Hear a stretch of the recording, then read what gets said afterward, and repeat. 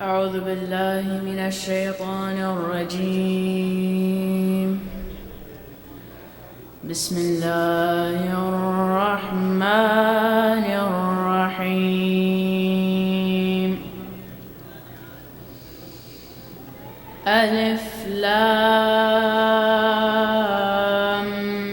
ميم.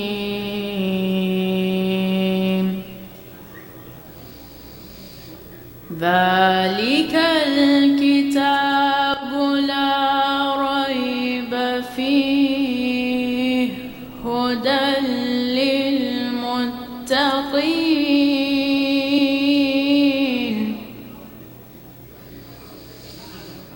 الذين يؤمنون بالغيب ويقيمون الصلاة ومما رزقناهم ينفقون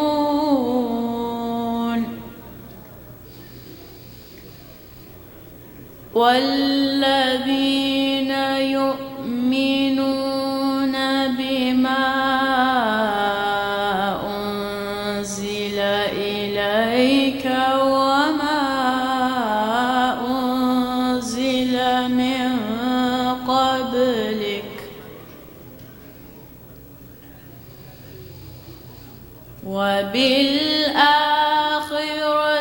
هم يوقنون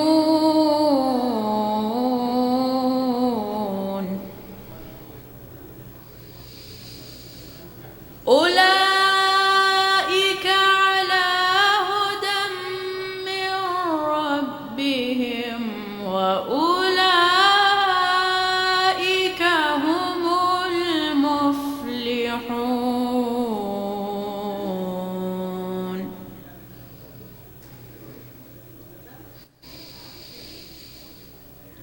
إن الذين كفروا سواء عليهم أأنذرتهم أم لم تنذرهم لا يؤمنون. صدق الله العلي العظيم.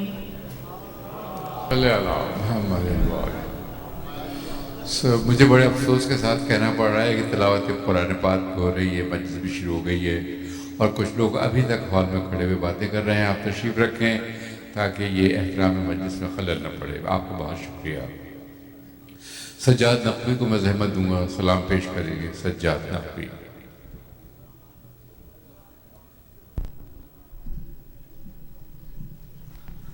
بر محمد و آل محمد صلوات.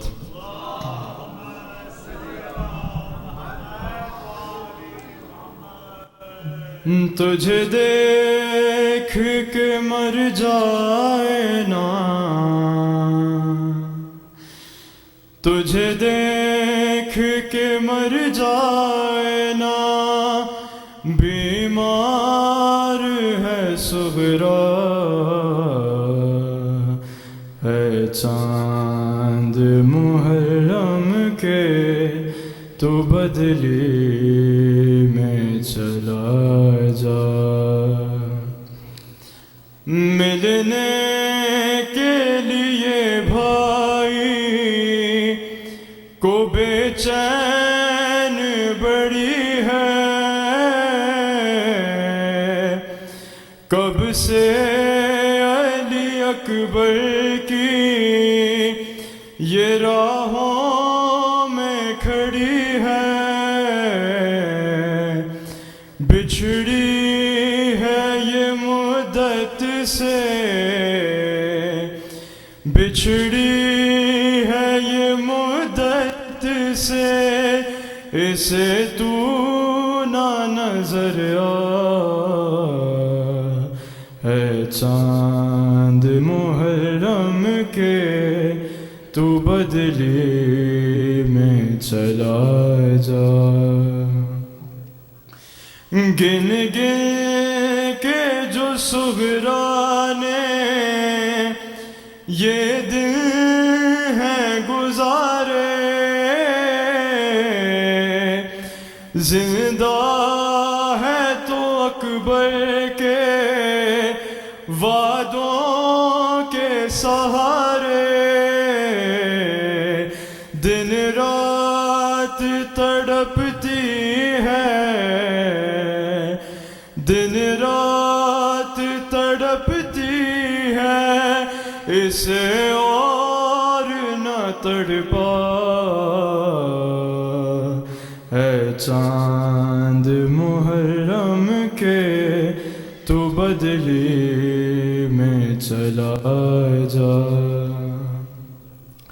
بھیا کی جدائی میں پریشان ہے رہتی ہر روز یہ نانا کو رو رو کے ہے کہتی اکبر نہ ملا نانا اکبر نہ ملا نانا میں مر جاؤں گی تنہا ہے چاند محرم کے تو بدلی میں چلا جا بہنوں کا تو بھائیوں سے رشتہ ہی عجب ہے تم بھول گئے مجھ کو یہ کیسا غضب ہے اس آس پہ زندہ ہوں اس آس پہ زندہ ہوں دیکھوں تیرا صحرا ہے چاند محرم کے تو بدلی میں چلا جا صغرا کے نصیبوں میں رونا ہی لکھا ہے سردار معصومہ کو ملی کیسی سزا ہے خط آیا نہ اکبر کا خط آیا نہ اکبر کا روتی رہی صغرا ہے چاند محرم کے تو بدلی میں چلا جا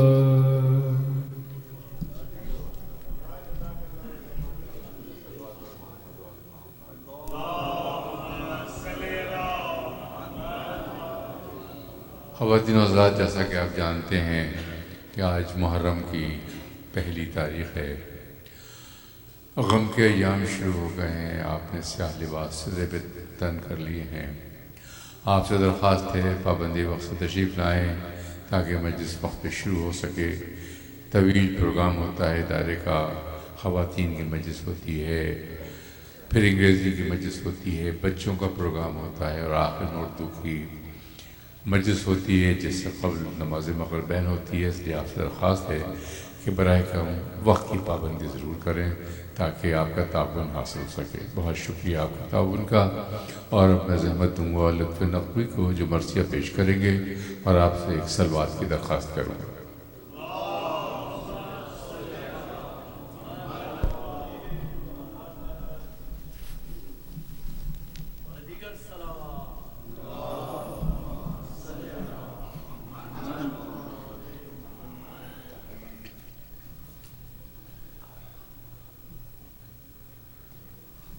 صلوات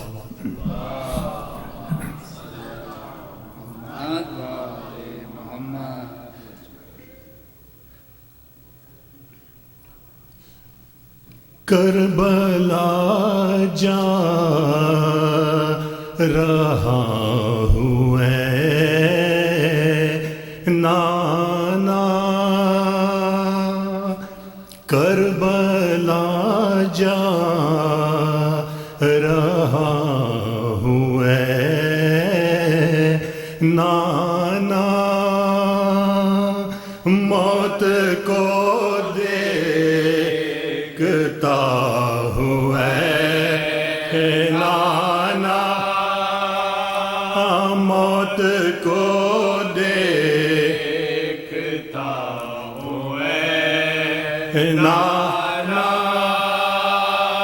خبر پر آپ کی حسین آیا،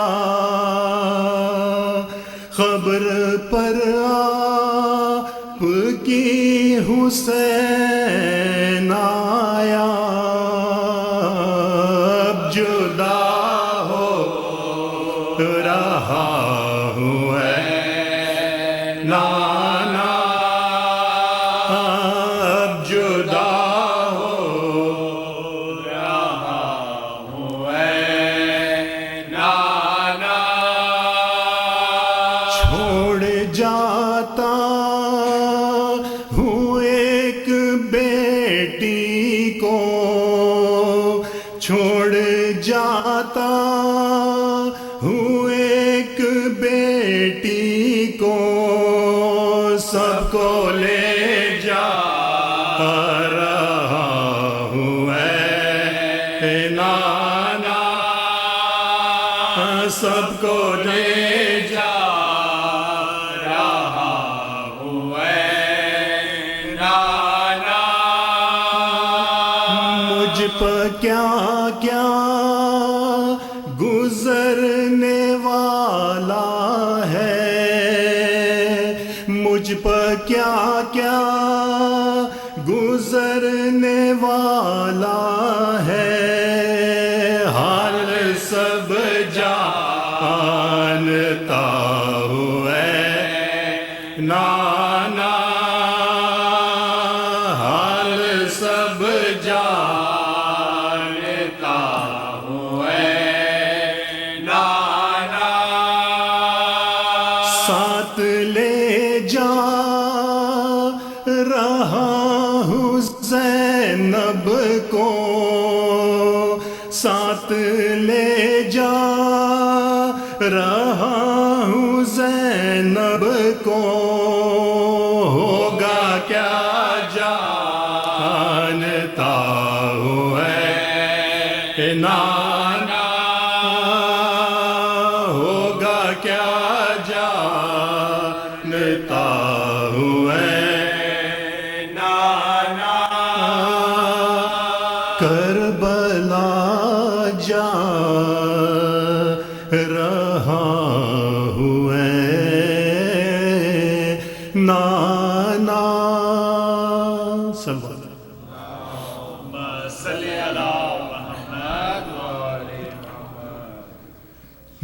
جاتی ہے بہار آج مدینے کے چمن سے، ہے بغض لعینوں کو شہنشاہ زمن سے، تنگ آئے ہیں شبیر آدا کے چلن سے، کرتے ہیں بیابا کی طرف کوچ وطن سے، کرتے ہیں بیابا کی طرف کوچ وطن سے،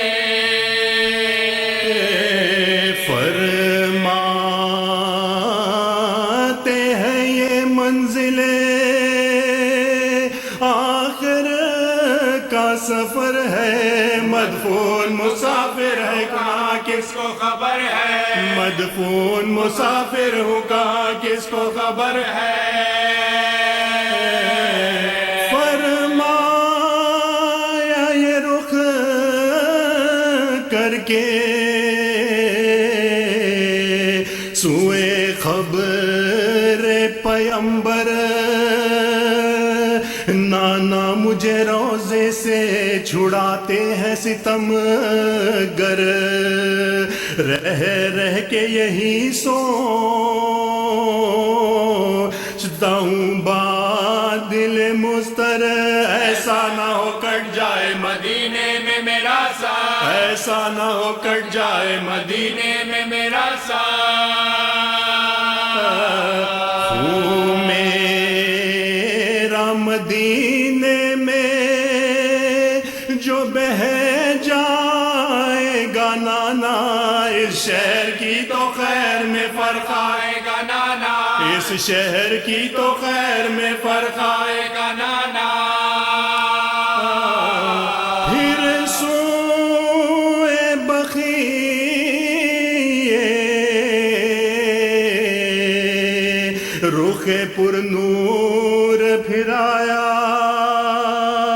اشک آنکھوں سے بہنے لگے، دل غم سے بھرا آیا، مجرے کے لیے سر بادب اپنا جھکایا، رو رو کے یہ خاتون قیامت کو سنایا، رو رو کے یہ خاتون قیامت کو سنایا۔ اماں تیرا گھر ہوتا ہے برباد، خبر لے سر پیٹتی ہے زینب ناشاد، خبر لے سر پیٹتی ہے زینب ناشاد، خبر لے۔ اماں جسے تو نے تھا بڑے نازوں سے پالا، آدھا نے اسے آج مصیبت میں ہے ڈالا، ہوتا ہے جدا تجھ سے تیرا منتوں والا، اب کون کرے گا تیرے مدفن پہ اجالا، اب کون کرے گا تیرے مدفن پہ اجالا۔ جنگل میں جو گھر جاؤ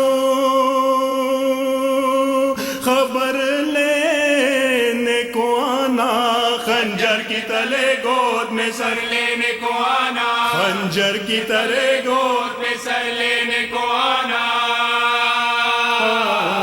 تھر آ کے پھر آواز یہ دی روح حسن کو،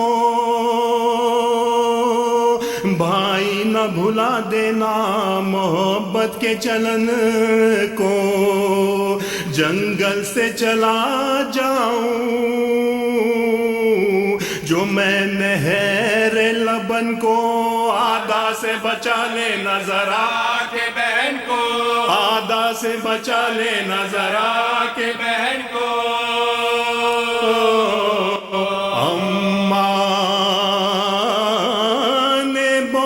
چومے ہیں ہم شیر کے بازو، باندھے نہ کوئی زینب دلگیر کے بازو، باندھے نہ کوئی زینب دلگیر کے بازو۔ سن کر یہ سخن کانپ گئی زینب مضطر، فرمایا یہ کیا کہہ رہے ہیں صفت پیمبر، جرت ہے کسی کی جو تشرت کرے مجھ پر، عباس جرار ہے زینب کا برادر، عباس جرار ہے زینب کا برادر، عباس جرار ہے زینب کا برادر۔ شہ بولے بہن اکبرو عباس نہ ہوں گے اس وقت تیرے شیر تیرے پاس نہ ہوں گے، اس وقت تیرے شیر تیرے پاس نہ ہوں گے۔ عباس گزر جائیں گے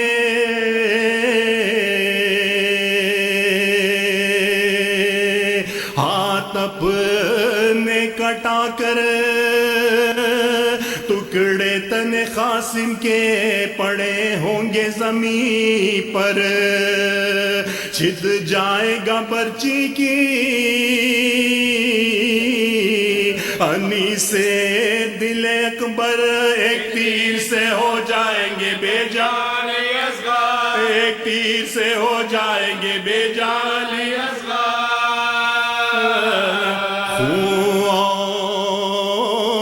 محمد کا بھی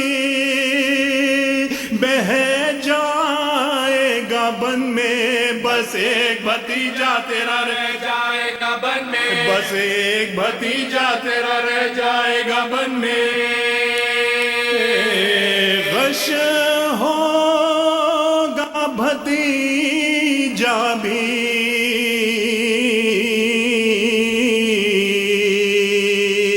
تیرا تپ سے زمیں پر، ہوگا نہ کوئی دوست نہ ہمراہ نہ یاور، دوڑائیں گے گھوڑے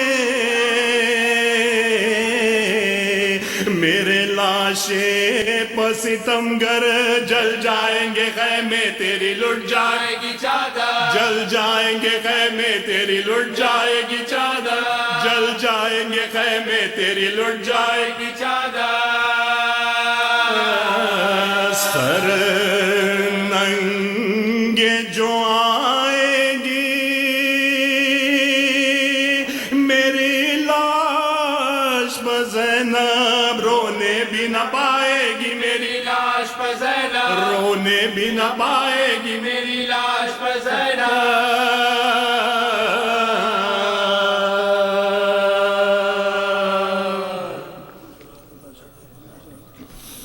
محمد والے محمد۔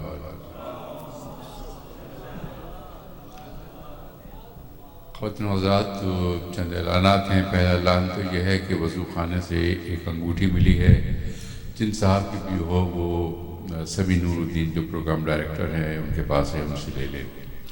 دوسرے یہ کہ اب سے لے کر 9 محرم تک جو پروگرام ہوگا اس کی ترتیب کچھ یوں ہوگی: 6:15 بجے خواتین کی مجلس ہوگی اور ذاکرہ ہے محترمہ گلشن عمران علی صاحبہ۔ 7:15 پر انگریزی کی مجلس سے خطاب فرمائیں گے جناب حاجی جلال موغانیہ صاحب، اور 7:30 بجے اس دوران جبکہ جہاں انگریزی کی مجلس ہو رہی ہوگی، نیچے بچوں کے لیے بھی پروگرام ہوگا جو اس میں شرکت کر سکتے ہیں۔ 9 بجے صلاۃ المغرب عشاء، اور پھر اس کے بعد مجلس منعقد ہوگی۔ آپ سے ایک بار پھر یہی درخواست ہے کہ براہ کرم پابندی وقت سے تشریف لائیں تاکہ مجلس وقت پہ ختم ہو سکے۔ ایک اور اعلان ان لوگوں کے لیے ہے جو یہاں مجالس میں سوز و سلام پڑھنا چاہتے ہیں، وہ براہ کرم براہ راست مجھ سے رابطہ کرنے کے سمی نور الدین جو پروگرام ڈائریکٹر ہیں کسی ڈائریکٹر سے رابطہ کریں اور ایڈوانس میں اپنے لیے جگہ مقرر کرائیں کہ کس دن پڑھنا ہے، کس تاریخ کو پڑھنا ہے اور کیا پڑھنا ہے ان کو۔ اس کے لیے آپ کا تعاون بہت ضروری ہے، اس لیے کہ بعض وقت لوگ آتے ہیں اینڈ وقت پر اور چاہتے ہیں کہ ان کو پڑھنے دیا جائے، جو ممکن نہیں ہوتا، اس سے سارا پروگرام ڈسٹرب ہو جاتا ہے۔ اس لیے اس سلسلے میں بھی ہمارے ساتھ تعاون کریں۔ آپ کا بہت شکریہ۔ صلوات بر محمد والے محمد۔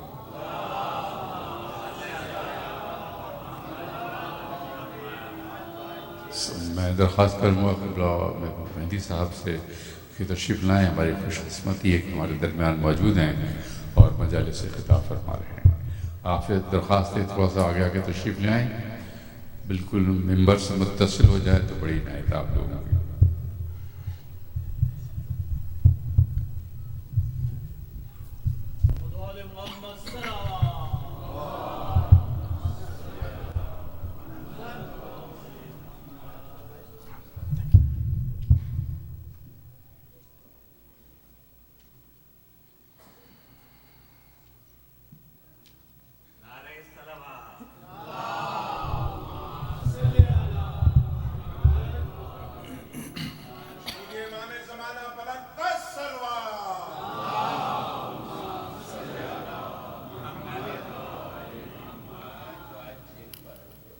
رحم الله من قرأ الفاتحة.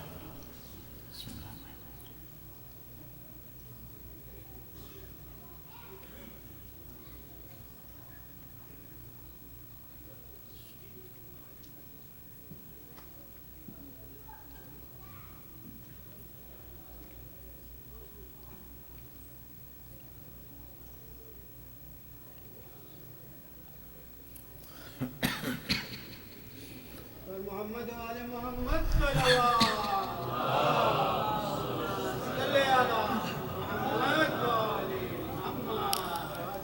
أعوذ بالله السميع العليم من الشيطان اللعين الرجيم. بسم الله الرحمن الرحيم. الحمد لله رب العالمين، والصلاة والسلام على أشرف الأنبياء والمرسلين، خاتم النبيين رحمة للعالمين، سيدنا ونبينا وشفيع ذنوبنا وطبيب نفوسنا ومطهر قلوبنا مولانا أبي القاسم محمد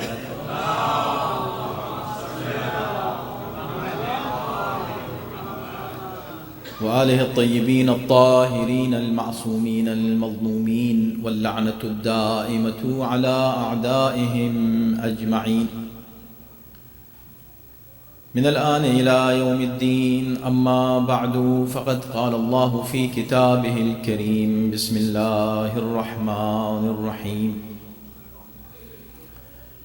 ألف لام را، كتاب أحكمت آياته ثم فصلت من حكيم من لدن حكيم خبير. الصلوات.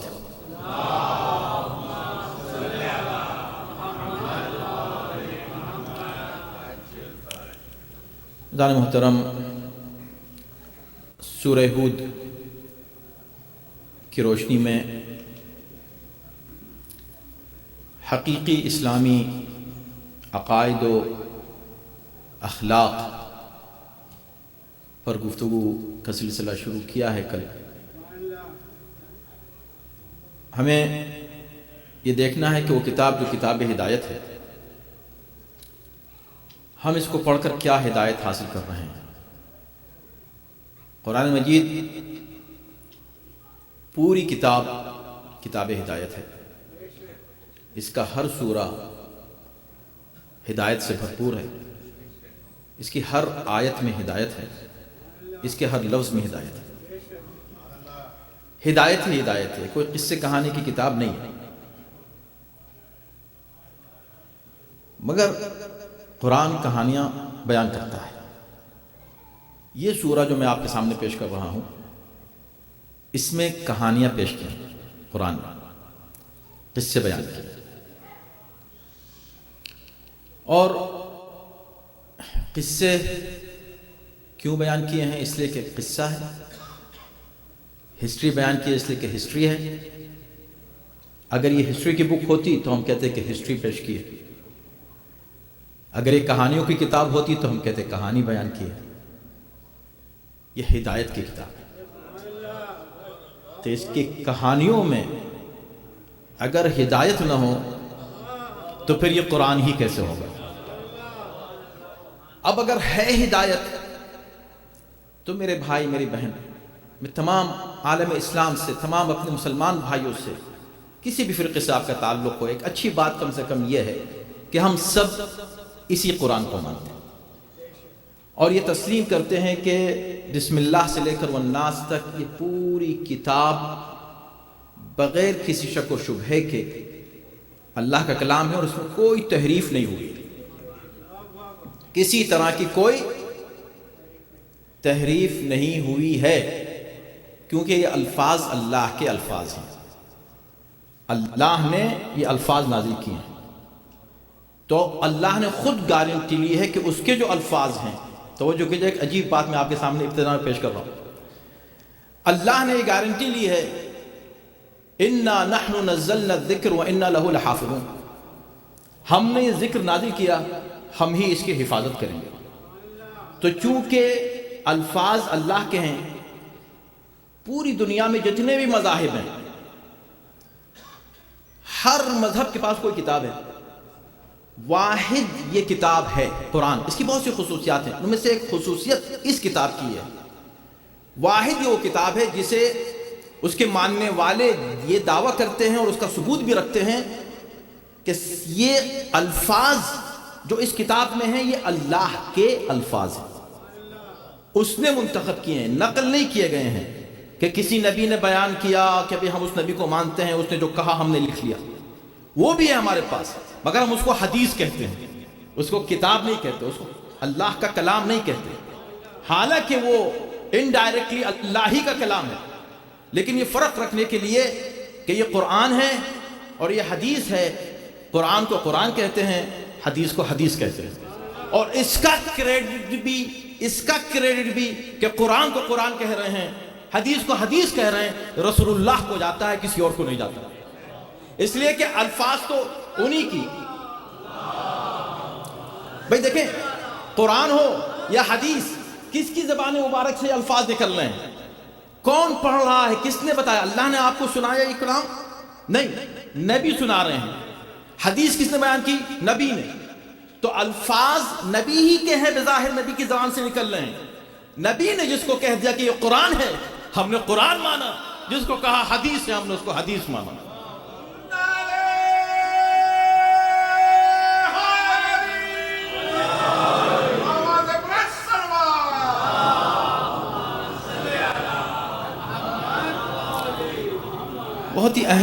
بہت ہی اہم یہ موضوع چل رہا ہے عزیزان محترم، اور میں اپریشیٹ کرتا ہوں تمام سامعین کو جنہوں نے حوصلہ افزائی کی، اور اس سے پہلے بھی کر چکے ہیں. میں عرض کر چکا ہوں کہ ماشاءاللہ اسی ادارے سے یہ سلسلہ شروع ہوا. یہ ایک بہت بڑا کریڈٹ ہے، ہسٹری ہے یہ، کہ یہاں سے یہ شروع ہوا، اور آج یہ 12واں سورہ ہے جس پر گفتگو ہو رہی ہے. ہمارا مقصد یہ ہے کہ ہم قرآن مجید میں تدبر کریں. قرآن میں شروع سے آخر تک کہیں نہیں لکھا کہ قرآن کو یاد کرو، جبکہ قرآن کو یاد کرنے کے کتنے فضائل ہیں. بھئی قرآن یاد کریں، اور روز کم سے کم ایک آیت ضرور یاد کر لیا کریں. قرآن یاد کریں، قرآن کو حفظ کریں، لیکن حفظ کا حکم نہیں ہے. حکم کس چیز کا ہے؟ افلا یتدبرون القرآن، قرآن میں غور کرو، پڑھو. پڑھنے کا بھی حکم ہے. فقرؤوا ما تیسر من، بہانے مت بنانا. کیسے پڑھوں، آج بہت بیزی تھا اور کل بہت. کسی دن بھی تم جتنے بھی بیزی ہو، خود قرآن نے یہ بات سورہ مزمل میں کہی ہے، جتنے بھی تم بیزی ہو اٹس فائن، ہم خود جانتے ہیں. ہو سکتا ہے نہ صرف بیزی ہو، تم بیمار بھی ہو سکتے ہو، یہ بھی کہا. ہو سکتا ہے تم سفر کر رہے ہو سکتا ہے کہ تم نے ٹریول کیا ہے، ہو سکتا ہے تم تجارت میں لگے ہوئے. یہ ساری باتیں ممکن ہیں، لیکن ایک ہی آیت میں 2 بار کہا فقرؤوا ما تیسر من القرآن. جتنا ہو سکے اتنا قرآن پڑھو. کبھی ہم پورا قرآن کیسے پڑھیں پورے دن میں؟ تم سے نہیں کہا کسی نے. تو ایک پارہ تو پڑھیں. ہاں ایک پارہ ضرور پڑھو. نہیں پڑھ سکتے، اچھا بھائی 10 صفحے پڑھ لو. ایک پارے میں جو ہیں، ایک جز میں 20 صفحے ہوتے ہیں، تم 10 صفحے پڑھ لو. 10 صفحے بھی بہت زیادہ، 5 صفحے پڑھ لو. وہ بھی بہت بیزی ہیں، ہمیں بہت بیزی ہیں، معلوم ہے سب کتنے بیزی ہیں. اچھا تو پھر 2 صفحے پڑھ لو. نہیں اور بھی بیزی، 1 صفحہ پڑھ لو. 1 صفحہ تو باہر گھر سے نکلتے نکلتے کھڑے ہو کر 1 صفحہ پڑھ کے باہر جا سکتے ہو. کر سکتے ہو کہ نہیں؟ کر کے تو دیکھو کتنی برکتیں حاصل ہوں گی. یہ تمہارا فائدہ ہے، اس میں فائدہ تمہارا ہے. قرآن پڑھو. فقرؤوا ما تیسر من القرآن، پڑھو سمجھو.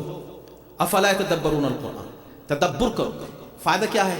بہت سے اس کے فوائد. آج جو آپ حالات پوری دنیا کے دیکھ رہے ہیں، خدا کی قسم یہ نہیں ہوتے میرے بھائی اگر سب قرآن سے وابستہ ہوتے. جو بات میں کہہ رہا تھا اس کو سن لیجیے. اللہ نے جو وعدہ کیا ہے، کس بات کا وعدہ کیا ہے؟ یہ الفاظ قرآن کے، اس کو کوئی بدل نہیں سکتا، اس میں کوئی تحریف نہیں ہوگی. کیوں؟ اس لیے کہ اللہ کے الفاظ ہیں. اچھا جو ٹرانسلیشن ہے وہ کس کے الفاظ ہیں؟ وہ اللہ کے الفاظ ہیں، وہ تو آپ کے الفاظ ہیں نا. اور تفسیر کس کے الفاظ ہیں؟ وہ مفسرین کے الفاظ ہیں. تو کوئی اللہ نے گارنٹی دی ہے کہ تفسیر نہیں بدلے گی؟ اللہ نے یہ گارنٹی لی ہے کہ ترجمہ نہیں بدلے گا؟ نہیں، یہ گارنٹی نہیں لی ہے. گارنٹی الفاظ کے لیے. تو میں کہوں گا یا اللہ تو خود یہ بتا، احکمت آیاتہ، اس کی آیت محکم ہے نا، اس کی آیتیں بہت ہی مضبوط ہیں، اس میں کوئی جھول نہیں ہے. کہاں قرآن کہہ رہا ہے ایسا ہے؟ تو جب یہ آیتیں اس کی اتنی محکم ہیں، کیا اس بات کا امکان ہے میرے پروردگار کہ ایک لفظ کے 2 معنی ہوں؟ کہاں؟ یہ میں بتا چکا ہوں تم کو سورہ آل عمران کی آیت نمبر 7 میں کہہ چکا ہوں کہ محکم بھی ہیں، متشابہ بھی ہیں. محکم یعنی بالکل کلیئر ہیں، اقیموا الصلاۃ، نماز پڑھو، بس کوئی بحث نہیں اس میں. لیکن متشابہ بھی ہیں. متشابہ کیسی؟ قرآن کہہ رہا ہے الرحمن علی العرش استوى، رحمان جو ہے وہ عرش پہ بیٹھا ہوا ہے. اللہ عرش پہ بیٹھا ہے. وسع کرسیہ، اس کی جو کرسی ہے بہت وسیع ہے. تو یا اللہ اس کے کچھ معنی کوئی دوسرے لے سکتا ہے کہ نہیں؟ غلط کہاں لے سکتا ہے؟ جب لے سکتا ہے تو اس کا مطلب یہ ہے کہ قرآن کے الفاظ تو محفوظ ہیں، معنی تو محفوظ نہیں ہیں. اب آج جو اتنے فرقے بنے، جتنے فرقے، آپ کی سے بات کرنا، ہم بہت دوستانہ ماحول میں بات کر رہے ہیں اپنے تمام مسلمان بھائیوں سے، ہر فرقے سے. میری مجلس سے صرف کسی ایک فرقے سے بات نہیں کر رہا ہوں، سب سے بات کر رہا ہوں. بھائی دیکھیں، اگر یہ بات ہے کہ قرآن سب مان رہے ہیں، آپ بھی مان رہے ہیں، آپ بھی مان رہے ہیں، آپ بھی مان رہے ہیں، تو کیوں نہ آپ جو مان رہے ہیں، جو آپ کا عقیدہ ہے، آپ اس کو قرآن ثابت کریں. انہوں نے کہا بالکل، دیکھو یہ آیت یہ کہہ رہی ہے. اسی آیت کو ہم نے پیش کر دے کہ آیت یہ کہہ رہی ہے، اسی آیت کو اس نے پیش کر دے کہ آیت میری بات کر رہی ہے. ایک آیت کی تشریح 10 لوگوں نے 10 طرح کی 10 فرقے بن گئے. یہ فرقے بنے اسی طرح نا، ورنہ بتائیے کہ جن کی کتاب ایک ہو، کانسٹیٹیوشن جب ایک ہے تو فرقے کیسے بنیں گے؟ کیا فرقے اس طرح بنیں گے کہ انٹرپریٹیشنز الگ الگ ہوں گے؟ قانون وہی ہے، الفاظ قانون کے وہی ہیں، اس قانون کو انٹرپریٹ کرنے والے الگ الگ وکیل وہاں بیٹھے ہوئے ہیں، نتائج مختلف ہو جاتے ہیں. تو یا اللہ، تیری اس کتاب کے بھیجنے کا مقصد کیا یہی تھا کہ آخر میں مسلمانوں کے فرقے بن جائیں؟ کہا نہیں، میں تو چاہتا ہوں کہ سب ایک رہیں. اسی سورے میں یہ ہے کہ خدا ہی چاہتا ہے کہ سب ایک رہیں، لیکن لو شاء ربک، اسی سورے کی آیت پڑھ رہا ہوں، سورہ ہود. لو شاء ربک لجعل الناس امة واحدة ولا يزالون مختلفین. اگر خدا چاہتا تو تمام انسانوں کو ایک مذہب پر رکھ دیتا، مگر ابھی تک سب اختلاف میں ہیں. اللہ نے لوگوں کو اختیار دیا. لیکن ہم تو مسلمانوں کی بات کر رہے ہیں جن کے پاس ایک قرآن ہے، ایک کتاب ہے.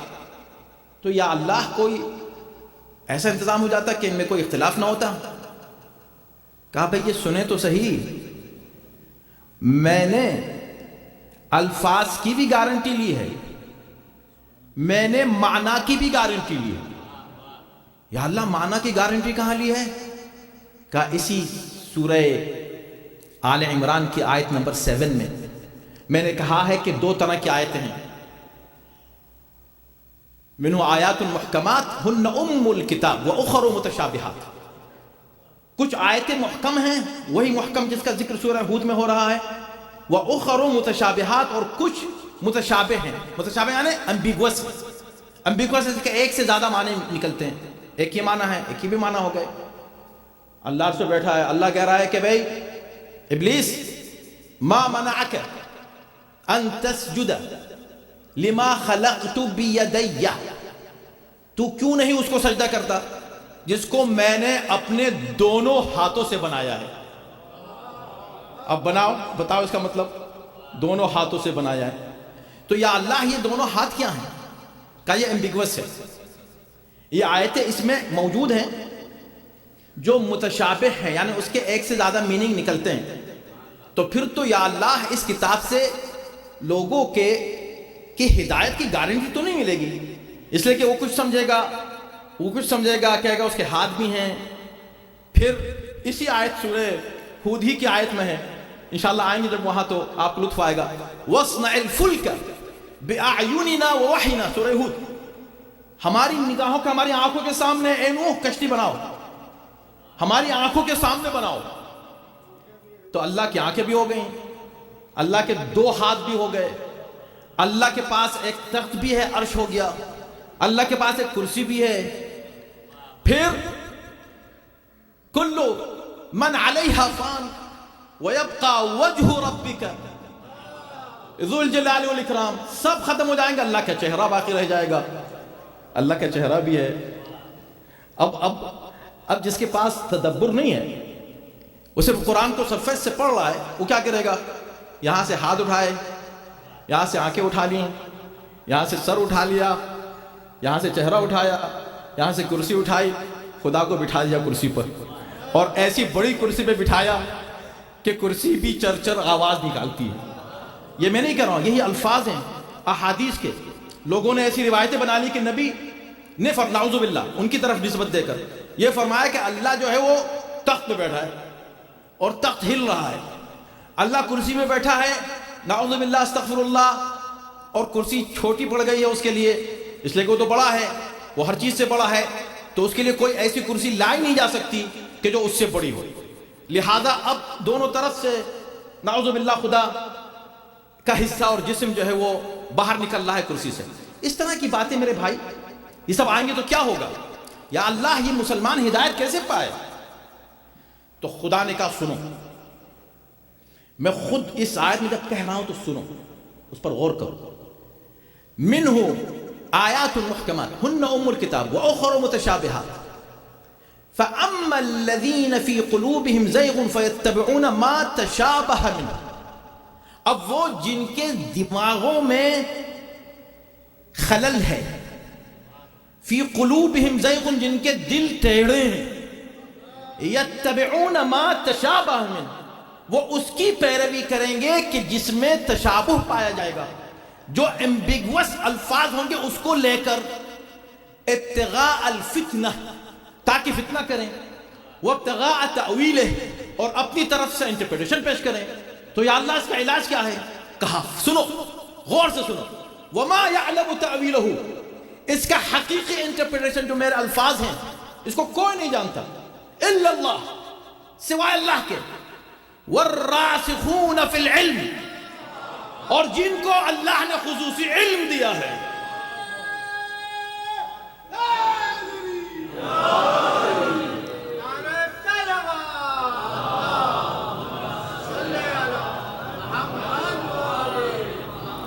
تو پتا چلا کہ خدا نے کہا نہیں سنو، قرآن مجید کے الفاظ کی بھی میں نے گارنٹی لی ہے، معنی کی بھی گارنٹی لی ہے، مگر معنی اگر تم لاؤ گے تو تم نے انٹرپریٹیشن کیا، تم نے کہا خدا یہ کہہ رہا ہے، اور میں جو کہہ رہا ہوں وہ میں جانتا ہوں کہ میں کیا کہہ رہا ہوں، الا اللہ۔ تو یا اللہ اگر تو جانتا ہے تو تو نے پھر اتارا کیوں ہے؟ یہ تو ہی جانتا ہے۔ آپ نے کچھ قرآنوں میں دیکھا ہوگا کہ یہاں پر پہنچنے کے بعد ایک میم کی علامت لگا دی جاتی ہے، وَمَا يَعْلَمُ تَأْوِيلَهُ إِلَّا اللَّهُ، اس کی تعویل کون نہیں جانتا سوا اللہ کے، بس اللہ جانتا ہے، اللہ جانتا ہے، میم کیا جانو، رک جاؤ۔ وَالرَّاسِخُونَ فِي الْعِلْمِ يَقُولُونَ كُلٌّ مِنْ عِنْدِ رَبِّنَا، اور جو راسخون فی العلم ہیں، جو علم میں ڈوبے ہوئے ہیں، وہ یہ کہتے ہیں کہ سب کچھ اللہ کی طرف سے، یہ بھی ہے تو اللہ کی طرف سے، ہر چیز کو اللہ کی طرف سے مان کے قبول کر لیتے ہیں۔ یہ دو الگ الگ جملے ہیں، دونوں ملا کر نہیں۔ پھر کہا نہیں، جو آیتیں متشابہ انہیں صرف خدا جانتا ہے، بس راسخون فی العلم نہیں جانتے۔ راسخون فی العلم تو یہ کہتے ہیں کہ ہم مان لیتے ہیں، جانتا صرف خدا۔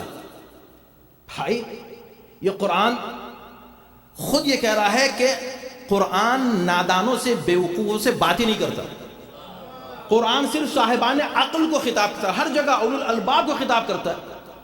آپ یہ بتائیے کہ وہ الفاظ جو خدا خود جانتا ہے، only Allah knows them، only Allah، قرآن میں ایسے الفاظ ہیں جنہیں صرف خدا جانتا ہے، کوئی نہیں جانتا، کوئی نہیں جانتا، صرف خدا جانتا ہے۔ تو خدا نے نازل کیوں کی؟ وہ الفاظ اتارے کیوں؟ اب میں آپ کے سامنے تقریر کر رہا ہوں اور اس میں کچھ الفاظ ایسے بول رہا ہوں کہ آپ کی کچھ سمجھ میں نہیں آ رہے۔ آپ نے کہا کہ بھئی مولانا آپ نے یہ کیا کہا تھا؟ کہا یہ آپ سے مطلب نہیں، یہ بس میں جانتا ہوں۔ بھئی آپ جانتے ہیں تو اپنے پاس رکھتے ہیں۔ یہ اس مجمع میں لوگوں کے درمیان آپ وہ الفاظ کیوں بول رہے ہیں، وہ سینٹنسز ایون یوز ہی کیوں کر رہے ہیں جو کوئی نہیں جانتا؟ پھر جب پوچھا جاتا ہے تو کہتے نہیں بس میں جانتا ہوں۔ میرے بھائی اسلام عقل کا مذہب ہے، خدا کے لیے میں کوئی بہت ایسی مشکل باتیں تو نہیں کر رہا ہوں، سمپل سی باتیں کر رہا ہوں۔ اس کا مطلب ہے کہ نہیں، قرآن یہ کہہ رہا ہے الا اللہ، کوئی نہیں جانتا سوائے اللہ کے یا اس کے جس کو یہ معنی اللہ نے بتائے ہیں۔ اس کا مطلب یہ ہوا کہ ہر دور میں، ہر زمانے میں کوئی ایسا ضرور ہونا چاہیے قرآن کا ساتھی کہ قرآن بات کرے معنی وہ بتائے.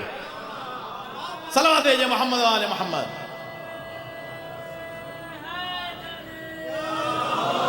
اب وہ کون ہو سکتا ہے اس کو بھی آپ مت طے کریں. آپ طے کریں گے تو ایک مصیبت ہو جائے گی. وہ کون ہوگا جو قرآن کو انٹرپریٹ کرے, جو قرآن کے معنی بیان کرے, وہ کون ہے؟ یا اللہ وہ کون ہے؟ والراسخون, ہم نے جن کو علم دیا. یا اللہ وہ کون ہے بتا دے, تو بتا دے وہ کون ہے, تاکہ یہ لوگ کنفیوز نہ ہو, کسی اور کے پاس نہ چلے جائیں, کسی اور کو نہ سمجھ لیں راسخون فی العلم کا. ہاں وہ بھی ہم بتائیں گے, ہر چیز بتائیں گے. احکمت ثم فصلت, یہ دو لفظ یاد رکھیے گا, پورے عشرے میں کام آئیں گے آپ کے. یہ بالکل پہلی آیت ہے سورہ ہود کی کہ قرآن مجید محکم ہے, یعنی بہت ہی لوجیکل ہے, پلس ایکسپلینیشن ہے جہاں پر کنفیوژن ہے. کنفیوژن ہوا نا, پہلے کنفیوز یہ ہوئے کہ بھئی یہ ان آیات کو کون بیان کرے, صرف تو جانتا کا؟ نہیں, صرف میں نہیں جانتا, کچھ لوگ ہیں جو جانتے ہیں, جن کے پاس علم ہے. اب کنفیوژن یہ ہوا کہ جن کے پاس علم ہے وہ کون لوگ ہیں, وہ کون لوگ ہیں؟ تو کہا وہ بھی ہم بتا دیتے ہیں. وہ علم صرف میرا علم تمہیں اگر مل سکتا ہے تو بس ایک ہی ذریعہ ہے. آپ کو اللہ کا علم چاہیے, کس کے پاس جائیں گے آپ؟ اللہ کا علم صرف رسول اللہ کے ذریعے سے ملے گا. یا اور کوئی یہ بتائیں, کسی کا نام دیں گے آپ؟ نہیں, اللہ کا علم صرف رسول اللہ سے ملے گا, بس اونلی. یہ قرآن نے کہا ہے اس بات کو. جب صرف خدا کا علم محدود ہو گیا, صرف ذریعہ اس کا سورس, اونلی ون سورس رسول اللہ, وہ بتائیں گے خدا آپ سے کیا چاہتا ہے. بات واضح ہو گئی. تو جتنے علم ہے, یعنی راسخون فی العلم میں نمبر 1 کون ہے؟ پیغمبر اسلام ہے. رسول جب راسخون فی العلم قرآن کو ایکسپلین صرف جب رسول کریں گے تو رسول کے بعد اب کون کرے؟ تو یہ بات بھی رسول ہی ایکسپلین کریں گے. رسول اللہ آپ بتائیں کہ آپ کے بعد کون کرے گا. کہا میرے زندگی میں بھی اور بعد میں بھی جیسے خدا نے یہ کہہ دیا, دائرہ کھینچ دیا کہ بس میرا علم نبی سے ملے گا, ایسے ہی میں بھی ایسا ہی دائرہ کھینچ رہا ہوں, میرا علم بس علی سے ملے گا.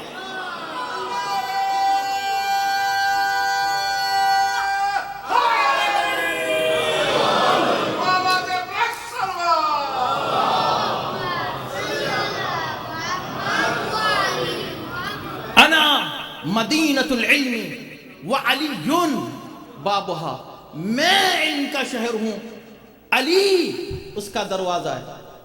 آپ نے کسی شہر کا دروازہ دیکھے ہیں ایسے؟ کوئی سمبولک دروازے تو ہو سکتے ہیں, ہوں شہروں کے ہوتے ہیں, لیکن یہ کہنا کہ میں علم کا شہر ہوں, علی اس کا دروازہ ہے, اور یہ کہہ کے کہنا کہ فمن اراد العلم فلیأتی الباب, اب جسے علم کی ضرورت ہو وہ دروازے سے آئے. یہ دروازے سے آنے کا کیا مطلب ہوا؟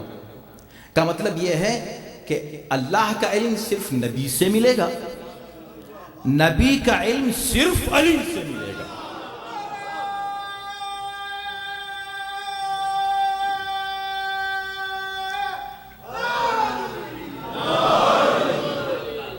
اور یہ وہ میرے بھائی, یہ وہ حدیث اتنی معتبر ہے, اتنی معتبر ہے کہ اس کا انکار نہیں کیا جا سکا. تو لوگوں نے کہا ارے اب کیا کریں, انکار تو نہیں کر سکتے. تو کہا کوئی بات نہیں, یہ بتا دو کہ پھر اس شہر کی دیواریں بھی ہیں, پھر اس کی چھت بھی ہے, پھر اس کا پرنالہ بھی ہے, یہ بھی ہیں, یہ بھی اس شہر کے ہیں. چلو لگا لو, ہمیں کوئی پریشانی نہیں, لیکن بتاؤ کوئی داخل ہونے والا کہیں جب داخل ہوتا ہے کہاں سے آتا ہے؟ دیواریں پھاند کے آتا ہے یا دروازے سے؟ علم اگر لینا ہے صحیح اوریجنل علم علی سے ملے گا. میرے بھائی یہ جھگڑے کی باتیں نہیں ہیں, عقل کی بیٹھ کے ہم لوگ بات کریں, گفتگو کریں, ہم سب بھائی ہیں. یہ قرآن ہے, لاجک ہے. کل میں نے جہاں بات چھوڑی تھی میں وہاں سے بات کرنا چاہ رہا تھا, لیکن ظاہر سی بات ہے کہ قرآن خود جس طرح سٹارٹ کر رہا سورہ ہود کو, وہ اتنا دلچسپ ہے کہ اس پہ پورا اشرا ہو جائے. میں کیا کروں, اب سورہ ہود کا اسٹائل ہی ایسا ہے. اس کے بعد کی جو آیت ہے, دوسری آیت اتنی پیاری ہے, اس پر میں انشاءاللہ کل گفتگو کروں گا.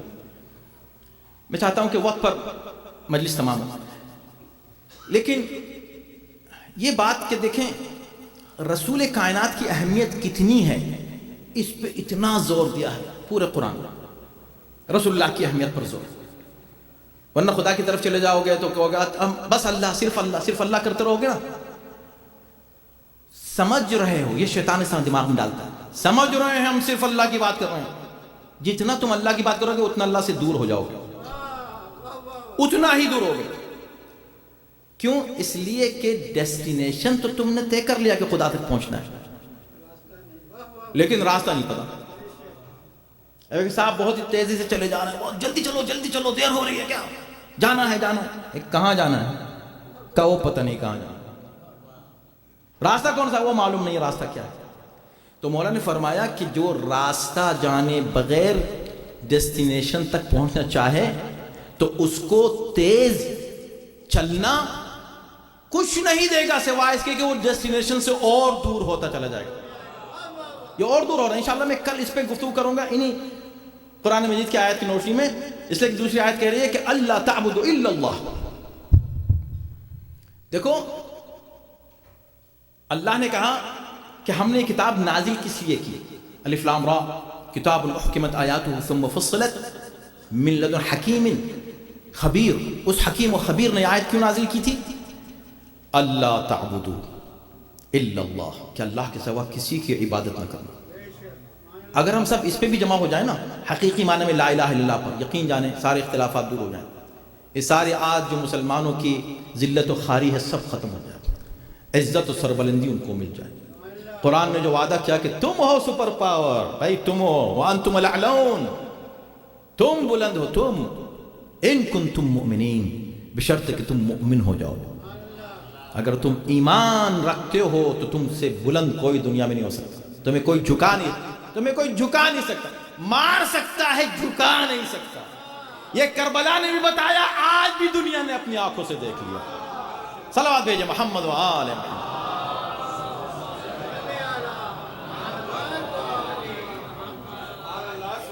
جھکا نہیں سکتے بھائی. سن لو سب لوگ، کیوں؟ یہ کربلا والے ہیں. یہ کربلا والے کون ہیں؟ یہ رسول والے ہیں، یہ نبی والے ہیں. یہ نبی والے جھکتے نہیں ہیں باطل کے سامنے، ظالم کے سامنے. کیوں؟ اس لیے کہ یہ ایک بار جھکے، اور جس کے سامنے جھکے وہ اس سر کو جو اس کے سامنے جھکتا ہے بلند کرتا جاتا ہے. خدا کے سامنے جھک کے دیکھو نا، پریشانیاں ہیں، جھکو اللہ کے سامنے، آگے جھک جاؤ، سر رکھ دو اللہ کی بارگاہ میں. بس وہ ہے، اس کے سامنے ہم جھکتے ہیں، اس کے سوا کسی کے سامنے جھکتے ہی نہیں. تو نبی تو حسین کون ہے؟ یہ عزاداری کیا ہے؟ کل اس پر بات ہو رہی تھی نا، میں نے عرض کیا تھا کہ یہاں سے ایک بات جو رہ گئی ہے میں کل عرض کروں گا، وہ آپ کے سامنے پیش کرنا چاہتا ہوں، اس پر توجہ کیجئے گا. واقعا یہ تمام مسلمان میرے بھائی، سورہ ہود ہے. اس سورہ میں جن انبیاء کا تذکرہ کیا گیا ہے، انشاءاللہ جیسے جیسے موقع ملے گا اور کس انداز سے پیش کیا میں آپ کو عرض کروں گا. حضرت صالح کا ذکر ہوا تھا کہ صالح کی ایک اونٹنی تھی، اوریجنلی ان کی نہیں تھی، اونٹنی تھی، معجزے کی اونٹنی، اور طلب کی تھی قوم نے. اس کو قرآن نے کیا، دیکھیں اس کا احترام، دیکھیں اسے کیا احترام دیا قرآن نے. اسے ناقۃ اللہ کہا، اللہ کا اونٹ یا اللہ کی اونٹنی. اللہ کی بھی اونٹنی ہوتی ہے. اگر کوئی اللہ کی اونٹنی، ہاں اس طرح جیسے اللہ کا گھر ہوتا ہے، اونٹنی ہوتی ہے اللہ کی، یعنی نسبت ہے. اصل میں بتانا یہ ہے کہ خدا کی طرف جس چیز کی نسبت ہو جائے، تم اگر اس کو قتل کرو گے تو ہم پوری قوم کو ختم کر دیں گے، پوری قوم کو اڑا دیں گے. یا اللہ پوری قوم کیوں؟ کہا نہیں. قرآن کہہ رہا ہے کہ ہم نے صالح کو اور جو لوگ ان کے ساتھ مؤمن تھے چند افراد کو بچا لیا.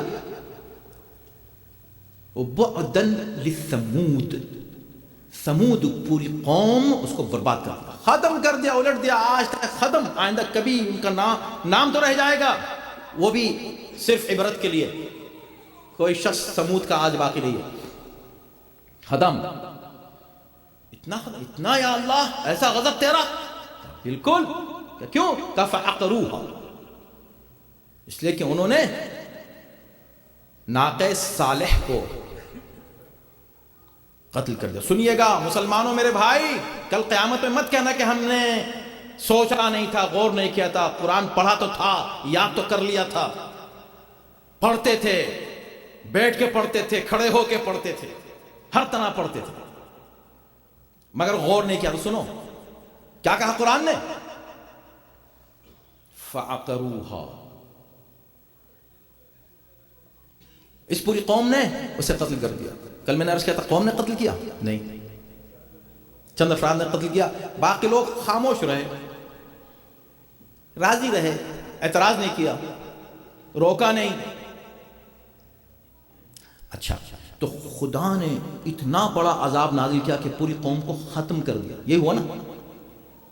میں نے کل کیا کہا تھا، یہ جو حسین کے قاتل ہیں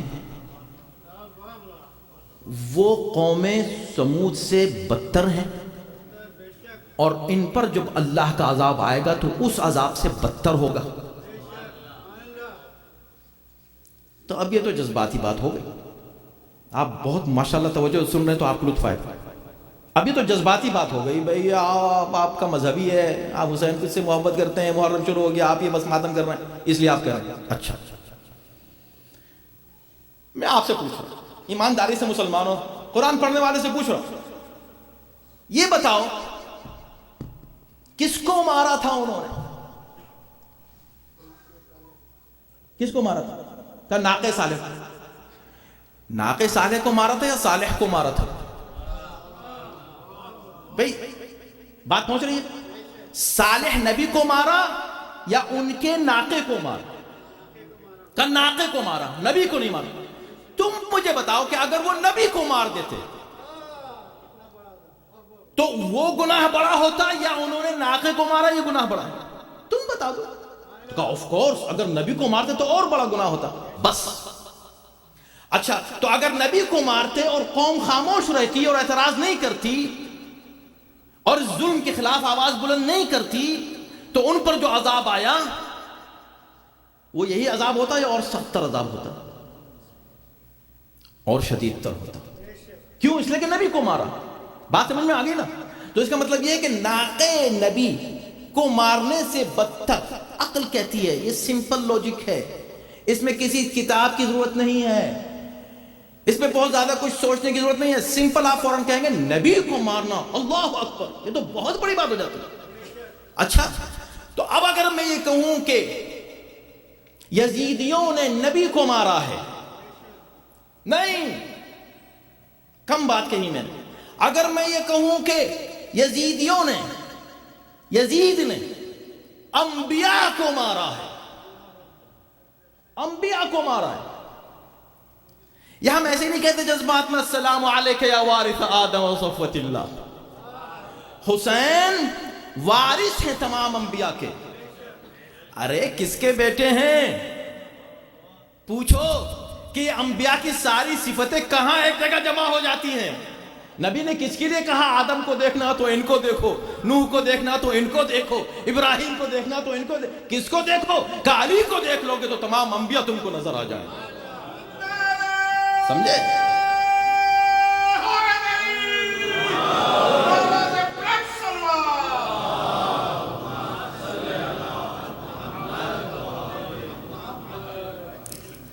اسی طرح حسین ہے.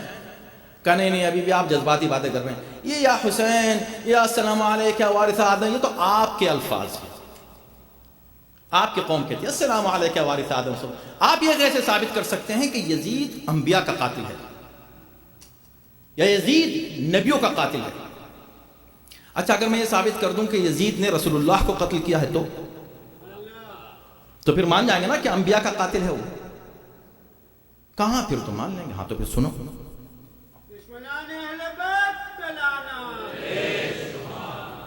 میں ہی نہیں کہہ رہا ہوں، جا کے پڑھ لینا. بہت بڑے ایک محدث ہیں، ہو سکتا ہے آپ نے اس سے پہلے یقیناً سنا ہو اس کو. میں صرف حوالے کے طور پہ اس کو پیش کر رہا ہوں.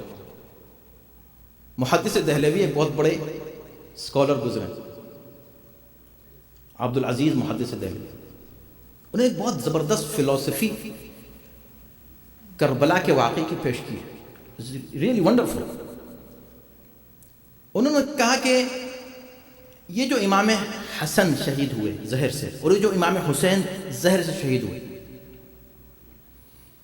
یہ دونوں رسول کے فرزند ہیں اور دونوں کے لیے رسول اللہ نے فرمایا منی، مجھ سے ہیں. they are from me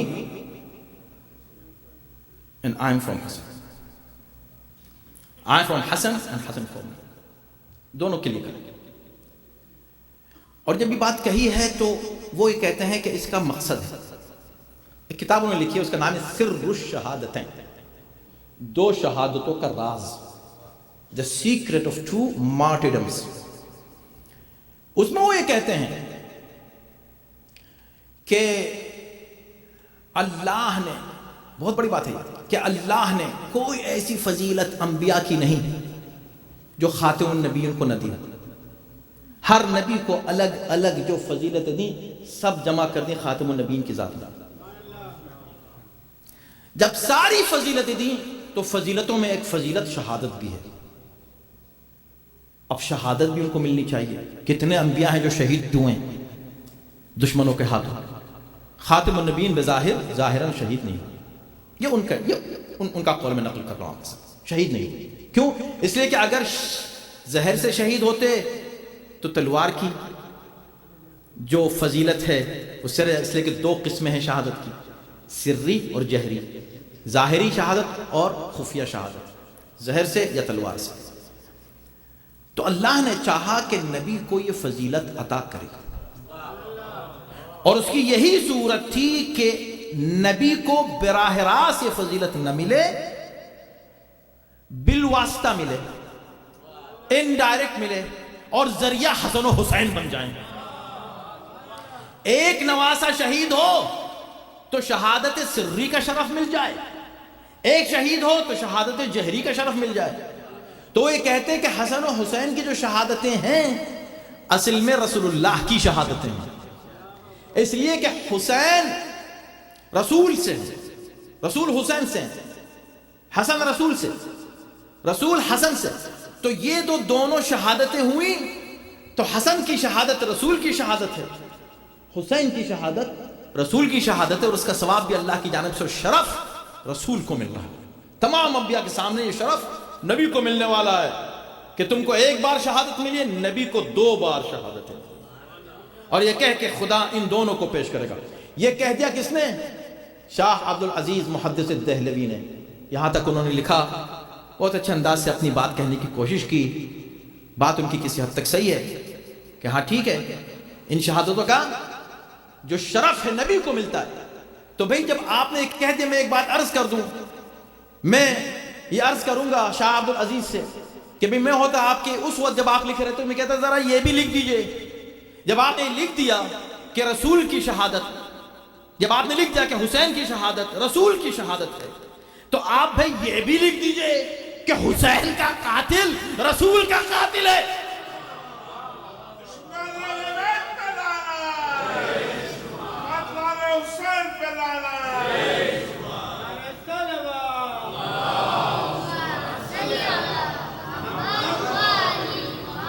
وقت ختم ہوا، وقت تمام ہو رہا ہے. میرے بھائی سمجھنے کی کوشش کرو، یہیں پر سوچ لو، یہیں سمجھ لو. قیامت میں تو بہت سے الفاظ قرآن نے پیش کیے ہیں، اس سورے سے بھی انشاءاللہ آپ کی خدمت میں عرض کروں گا کہ بعد میں لوگ ریگریٹ کریں گے. بعد میں ریگریٹ کرنے کی ضرورت ہی نہیں. یہیں سمجھ لیں، یہیں سوچ لیں، یہیں غور کر لیں، یہیں توجہ کر لیں. میں نے کل عرض کیا تھا نا کہ نہیں مگر یہ بدعت ہے اور یہ نہیں کرنا چاہیے. کوئی بات نہیں، آپ کی نظر میں جو بدعت ہے وہ نہیں کریں، لیکن جو ثابت سنت ہے تو وہ کر لیں.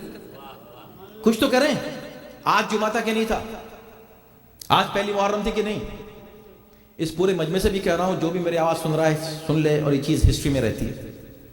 آپ جا کر ذرا تلاش کریں کہ آج جو مسجدوں میں خطبہ جمعہ ہوا اس میں کتنے لوگوں نے حسین کا ذکر کیا ہے. دنیا کی تمام مسجدوں میں کوئی بات ہی نہیں ہوئی. حسین قتل ہو گئے، کوئی بات ہی نہیں ہوئی. اگر نبی بھی نہیں ہے، اگر ان کی شہادت رسول کی شہادت بھی نہیں ہے، تو نواسے رسول کی تو شہادت مانو گے یا وہ بھی نہیں مانو گے؟ تو کوئی بات ہی نہیں ہوئی. یعنی اتنی بھی نہیں ہوئی کہ اس کا ذکر خطبہ جمعہ میں ہو جائے.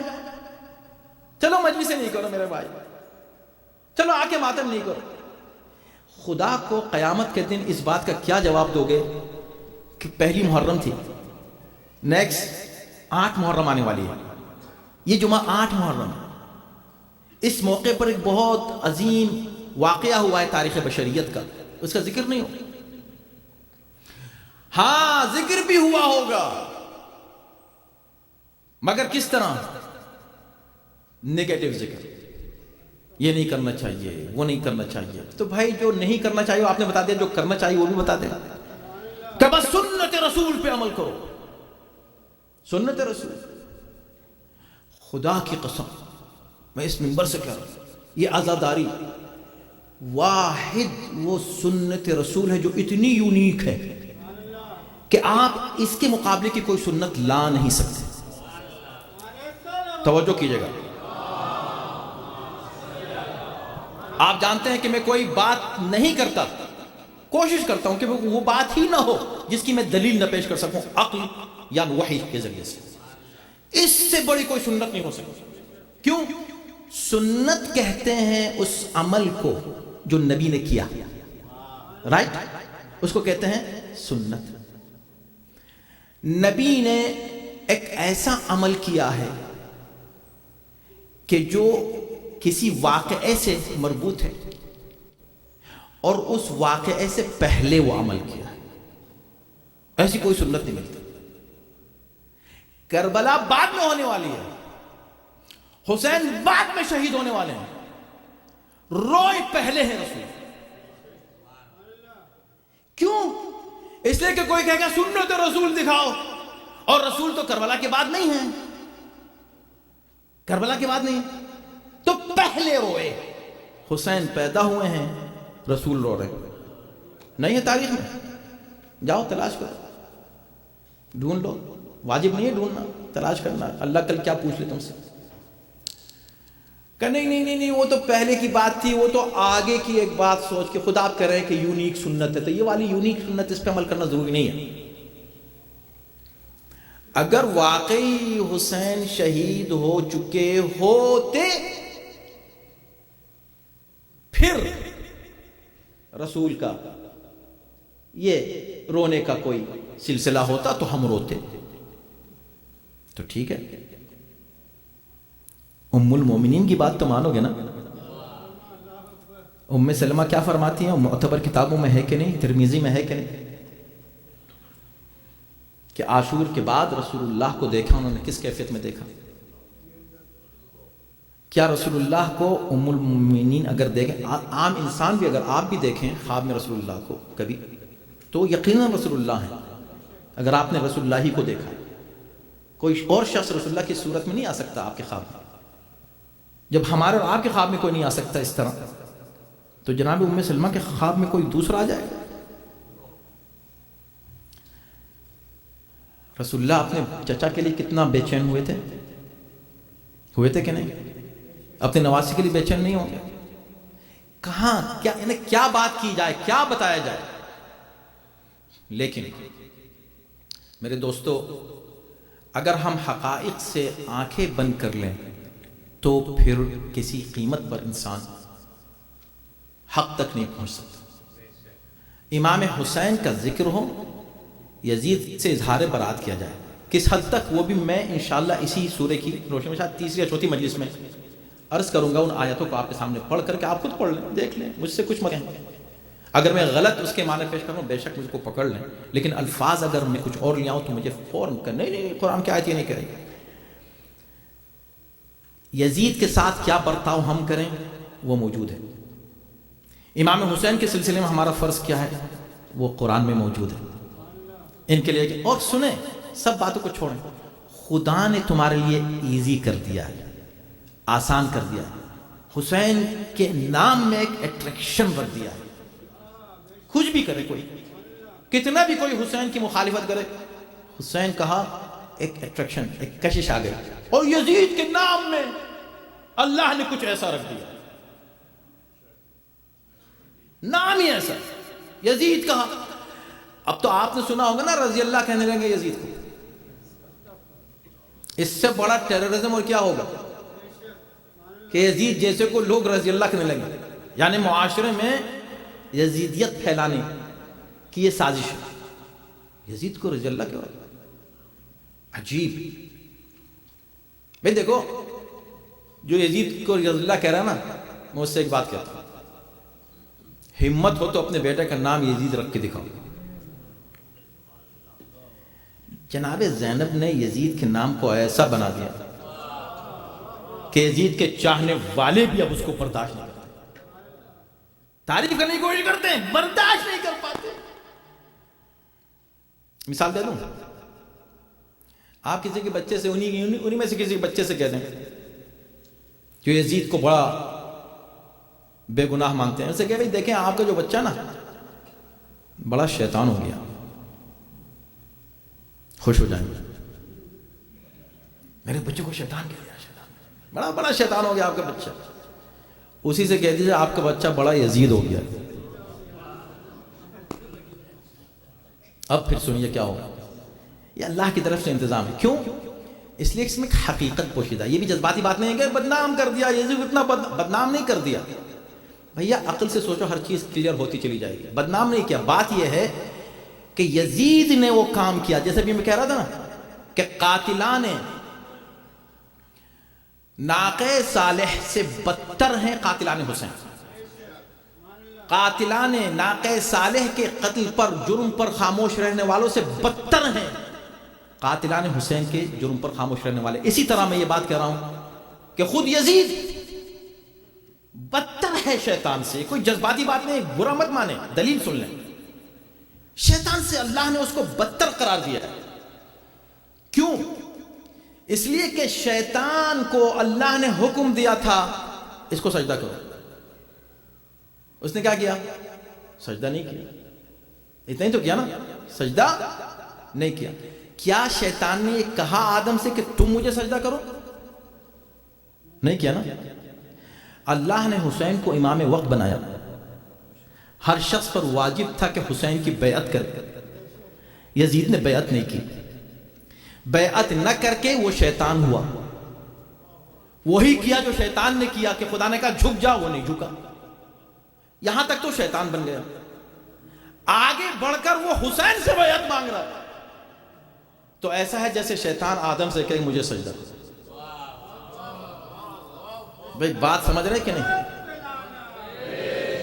یہ ہے عزاداری. اس لیے ہم بیٹھتے ہیں. عقل و وحی کی روشنی میں مسائل کلیئر ہیں، صاف ہیں. مسئلے جذباتی نہیں ہیں، عقل کے مطابق ہیں. حسین بھی وہی انتظام کر کے چلے. امام حسین نے وہ انتظام کیا کہ تاکہ کوئی کنفیوز نہ ہو امام حسین کے بارے میں، سب کو پتہ چلے کہ حسینیت کیا ہے، عزاداری کیا ہے. نہ صرف مسلمانوں کو بتانے کے لیے حسین نے سارا انتظام کیا، انسانوں کو سمجھانے کے لیے انتظام کیا. خود اکیلے جا سکتے تھے نا. بیعت تو یزید نے حسین سے مانگی تھی، مگر ساتھ میں اہل حرم کو لے کے چلے. ساتھ میں اپنی بے گناہی کے ایسے ثبوت لے کے چلے کہ تاریخ بشریت میں ہمیشہ باقی رہ جائیں. اصغر کو ساتھ لے کے چلے، سکینہ کو ساتھ لے کے چلے، اکبر کو ساتھ لے کے چلے. کہا یہ اکبر کو میں اس لیے لے جا رہا ہوں تاکہ جب یہ میدان میں آئے تو یہ مسلمان نبی کی شبیہ کو دیکھ کر شاید ان کے ہاتھ رک جائیں. لیکن اگر شبیہ رسول پر ان کے ہاتھ اٹھتے ہیں تو سمجھ لو یہ مسلمان نہیں ہے. کہ نہ صرف یہ کہ مسلمان نہیں ہے، دیکھو میں تم کو بتاتا ہوں کہ یہ انسان بھی نہیں ہے. میں ایک ننھے سے اس بچے کو اپنے ہاتھ پہ بلند کر کے لاؤں گا کہ اگر چند گھنٹے اور گزر جاتے تو وہ پیاس سے دم توڑ دیتا. اس کے لیے میں پانی مانگ رہا ہوں. اگر یہ انسان ہو، ان میں سے کوئی بھی انسان ہو، تو آ کر اس بچے کو ضرور پانی پلا دے. انسانیت بھی ختم ہو گئی. اسی لیے میں یہ کہتا ہوں کہ حسین جب صغرا سے رخصت ہوئے تو ایک اطمینان تھا کہ صغرا اکیلی رہ تو گئی ہے، لیکن ایسے ماحول میں ہے جہاں گھر والے ہیں، چاہنے والے ہیں، پیار کرنے والے ہیں، دلاسا دینے والے ہیں. جب صغرا کو حسین یاد آئیں گے، اگر روئے گی بھی تو کوئی اس کا آنسو پہنچنے والا موجود ہے. لیکن ہائے جب سکینہ سے رخصت ہوئے تو ایسے ظالموں میں چھوڑ کے جا رہے ہیں کہ جہاں سکینہ حسین کا نام لے گی تماچے کھائے گی، تازیانے کھائے گی. عزادارو، ایام اعزا شروع ہو چکے ہیں. کچھ وقت ہمیں اس عزاداری پہ صرف کرنا ہوتا ہے. یہ آنسو، یہ ہمارا پرسہ، بس ہم آتے ہیں اسی امید میں کہ کچھ قبول ہو جائے. کربلا ایک عظیم واقعہ ہے. کربلا ایک دن کا واقعہ ہے، مگر پورا قرآن اس میں سمٹا ہوا ہے. خدا کی قسم، پورے قرآن کی تفسیر آپ کو ایک دن میں حسین کی عملی زندگی میں مل جائے. اور پھر قرآن اس کا کچھ آج میں چاہتا ہوں کہ ایک ایسے مظلوم شہید کا ذکر کروں جس کا ابھی کچھ دن پہلے آپ نے یقیناً یہاں ذکر کیا ہوگا. اور اس کی شہادت کو میں ہمیشہ کہتا ہوں اصل میں کربلا کا مقدمہ ہے اس کی شہادت. سمجھ گئے آپ؟ وہی جس نے پوری رات عبادت میں ایسی ہی گزاری جیسے حسین کے ساتھیوں نے گزاری تھی، جو اس دنیا سے اسی طرح پیاسا گیا جیسے حسین پیاسے گئے، جس نے اپنی 2 بچے اللہ کی راہ میں ایسے ہی دیے جیسے حسین نے دیے. کس طرح حسین کا یہ سفیر جب نکلتا ہے، خدا کی قسم آپ سوچیں، 28 سال کی عمر شریف ہے یہ نوجوان، حسین کا نوجوان بھائی حسین سے جدا ہو رہا ہے. کہا جاؤ مسلم میرے سفیر بن کے چلے جاؤ. سفیر بن کے جا رہے ہیں. یہ کربلا کا مقدمہ ہے. کربلا مسلم کے بغیر کربلا کا ذکر نہیں ہو سکتا. جاؤ مسلم جاؤ. مسلم چلتے ہیں، پلٹ کے آتے ہیں، ہاتھوں کو جوڑتے ہیں. آقا اگر اجازت ہو تو میں اپنے 2 بچوں کو ساتھ لے جاؤں. ہاں مسلم بچوں کو ساتھ لے جاؤ. دیکھیں کربلا، چھوٹی سی ننھی سی کربلا بنا رہے ہیں حسین. لے جاؤ مگر ان کی ماں سے بھی پوچھ لو، ان کی ماں سے پوچھ لو. ماں نے خوشی خوشی دے دی اجازت. لے جاؤ مسلم، تم حسین کے کام کے لیے جا رہے ہو، سب کچھ قربان اپنے آقا و مولا کے لیے. بچوں کو لے جاؤ. ایک تکلیف تلوار کی ہوتی ہے، ایک تکلیف زخم کی ہوتی ہے، ایک اذیت دشمنوں کی طرف سے جسمانی ہوتی ہے. ایک اذیت وہ ہوتی ہے جب انسان رخصت ہو رہا ہو اور اس کی نگاہوں کے سامنے اس کے چھوٹے بچے ہوں جن کو ظالموں کے درمیان چھوڑ کے جا رہا ہو. جیسے سکینہ کو حسین چھوڑ کے جا رہے تھے ظالموں کے بیچ میں، ایسے ہی ظالموں کے بیچ میں 2 ننھے بچوں کو چھوڑ کے مسلم گئے. خدا کی قسم میرا دل یہ کہتا ہے کہ مسلم کے سر پر جب تلوار لٹکائی ہے ظالم نے، اور چھت پر اس بام قصر پر جب تلوار لے کے کھڑا ہوا ہے اور چاہے کہ سب کو جدا کرے، تو مسلم نے چاروں طرف دیکھا. عجیب ماحول نظر آیا. پورا شہر نظر آ رہا ہے، خوشیوں کا ماحول ہے. قاتل سے پوچھا مجھے قتل کرنے سے پہلے یہ بتا دے کہ آخر یہ خوشیاں کیوں ہیں، یہ عید کا سما کیوں ہے؟ کیا مسلم تم کو پتہ نہیں کل عید کا دن ہے؟ مسلم اسی لیے پوچھ رہے تھے کہاں کل عید کا دن ہے. لوگ اپنے بچوں کو لے کر نکلے ہیں تحفے دلانے کے لیے، عید کا انتظام کرنے کے لیے. یہ سب دیکھو، یہ عید کا ماحول بنا ہوا ہے. ایک مرتبہ مسلم نے آواز دی، اے کوفے والو، میری بھی 2 ننھے بچے تمہارے شہر میں رہتے ہیں، میرے بعد ان کا خیال رکھنا. ارے مسلم کے سر پہ تلوار. حسین کو آواز دیتے، اچھا رک جا، مجھے 2 رکعت نماز پڑھنے دے. 2 رکعت نماز پڑھ چکے، نماز سے فارغ ہوئے تو تلوار پھر لے کے جلاد آگے بڑھتا ہے.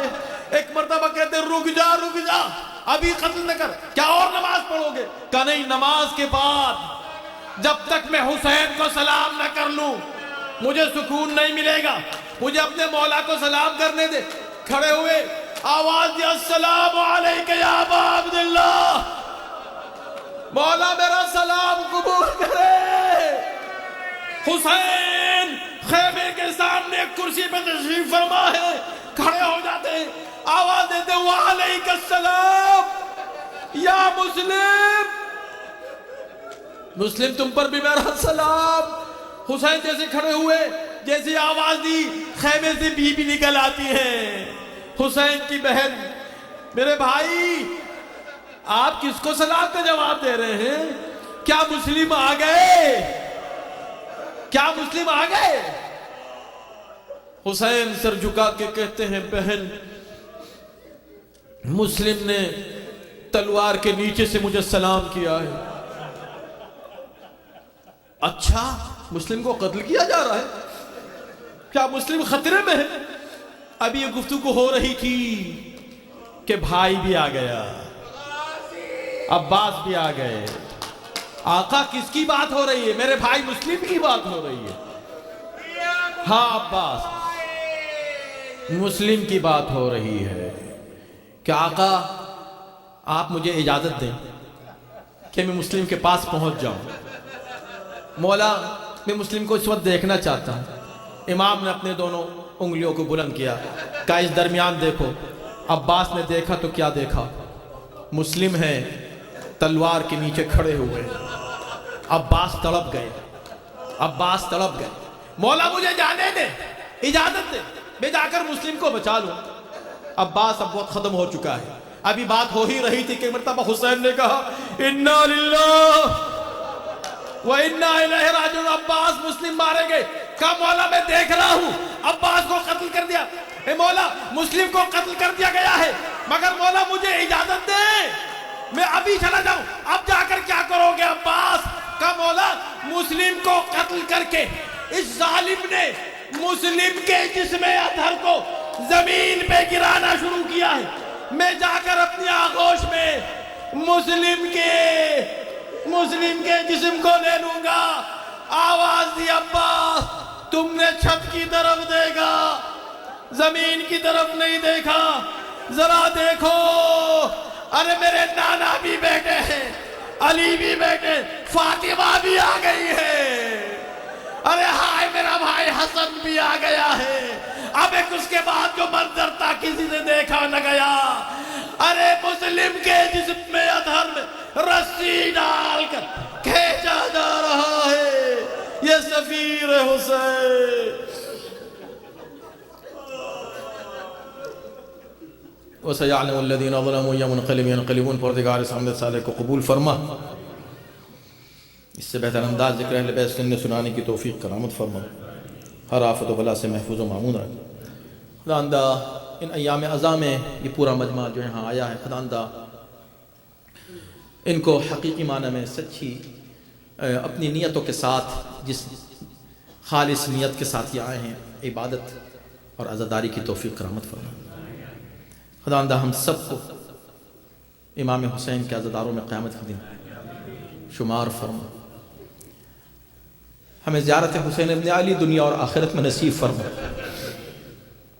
خداوندہ اس میں جو مؤمنین بیمار ہیں، پریشان حال ہیں، خداوندہ سب کی بیماریوں کو، پریشانیوں کو دور کر دے. پوری دنیا میں تمام مؤمنین، تمام عزادار، تمام مولا کے ماننے والے، تمام اہل بیت کے ماننے والوں کی، علماء کی، مراجع کی، مقامات مقدسہ کی حفاظت فرما. خداوندہ تجھے اہل بیت طاہرین کا واسطہ ہمیں اہل بیت کی جو محبت تو نے عطا کی ہے، یہ عشق، یہ محبت ہماری نسلوں میں قیامت تک قائم اور باقی رہے. ہمارے بچوں کو صراط مستقیم پر، امام زمانہ کے ظہور میں تعجیل فرما. ان کے آن و انصار میں داخل شامل فرما. ماتم حسین.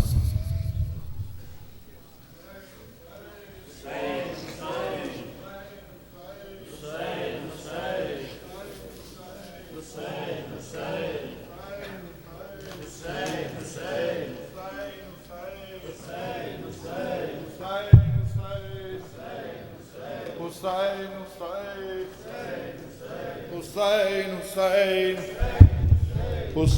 Hussein, Hussein, Hussein,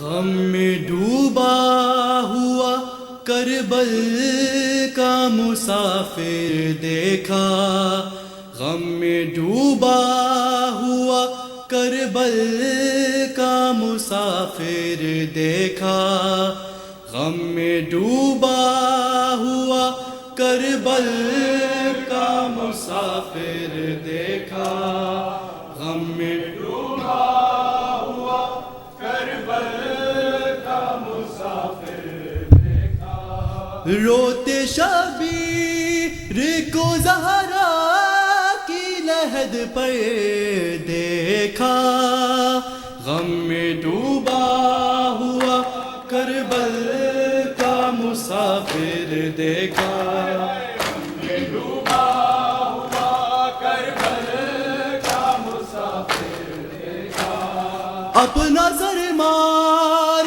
کے دیوار سے رویا غازی، اپنا سر مار کے دیوار سے رویا غازی، جب نبی زادی کو آتے ہوئے باہر دیکھا، غم میں ڈوبا ہوا کربل کا مسافر دیکھا، غم میں ڈوبا ہوا کربل کا مسافر دیکھا، نور آنکھوں کا گیا قاتلوں سے پوچھے حسین، نور آنکھوں کا گیا قاتلوں سے پوچھے حسین، کوئی بدلا ہے کسی نے میرا اکبر دیکھا، غم میں ڈوبا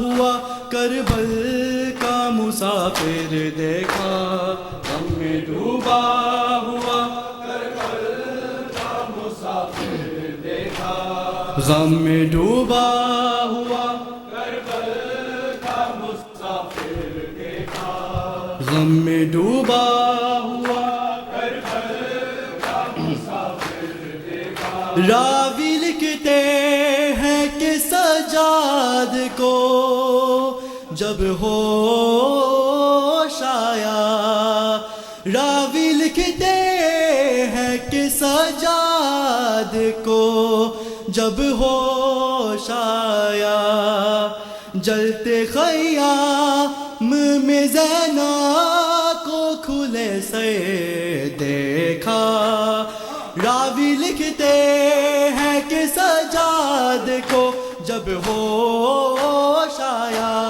راوی لکھتے ہیں کہ سجاد کو جب ہوش آیا، جلتے خیام میں زینب کو کھلے سے دیکھا، غم میں ڈوبا ہوا کربل کا مسافر دیکھا، غم میں ڈوبا ہوا کربل کا مسافر دیکھا، دور تک پھیلی ہے قاصر کی جوانی رن میں، دور تک پھیلی ہے قاصر کی جوانی رن میں، دیر تک ڈھونڈتا پھر سبت پیمبر دیکھا، غم میں ڈوبا ہوا کربل کا مسافر دیکھا، غم میں ڈوبا ہوا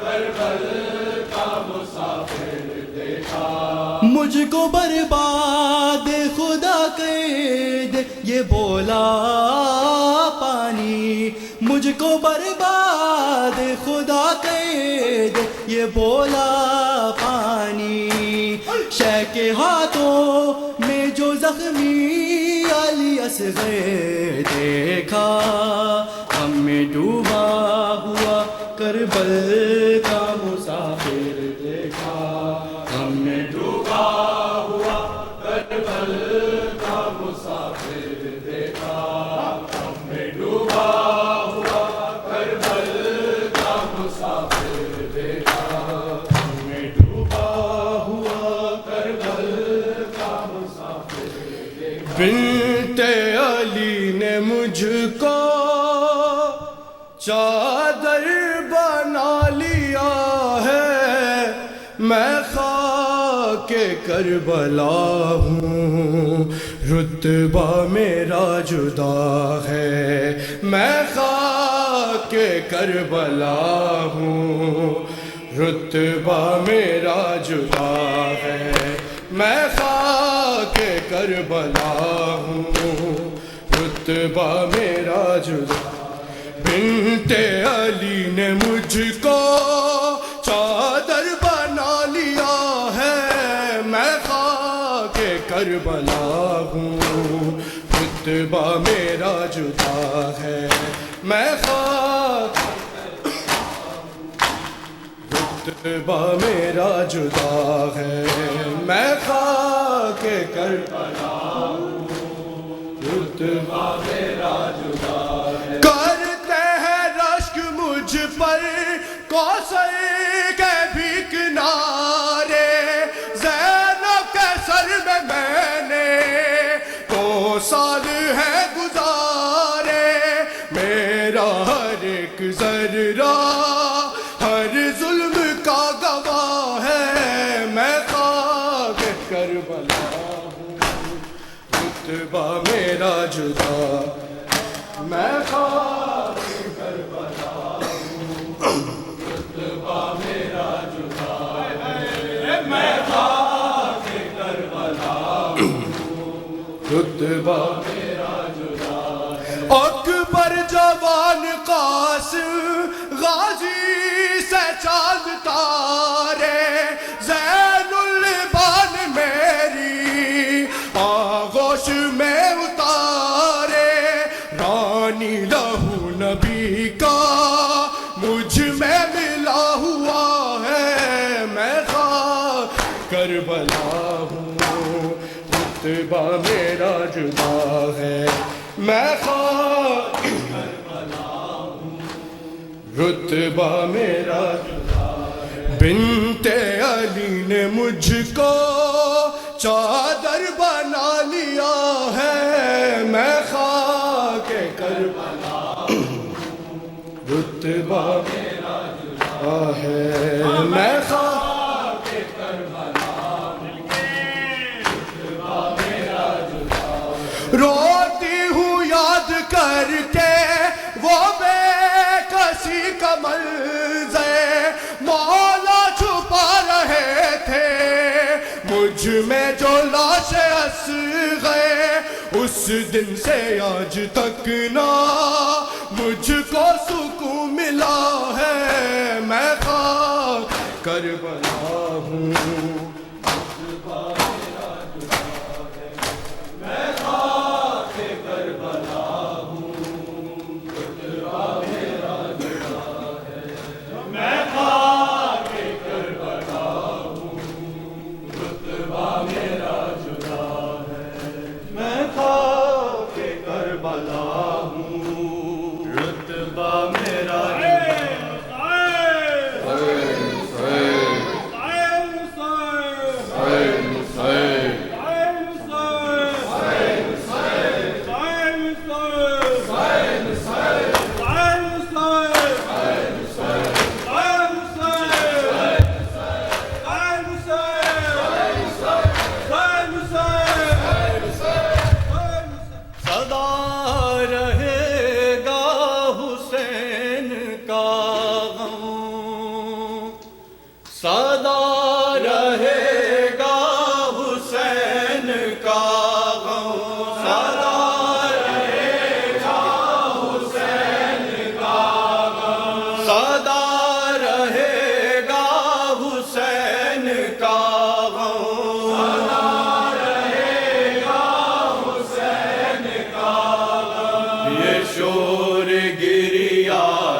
شور ماتم، یہ شور گریا، یہ شور ماتم، سنی ہوئی داستان پیغام، سنی ہوئی داستان پیغام، ایک آہ بن کر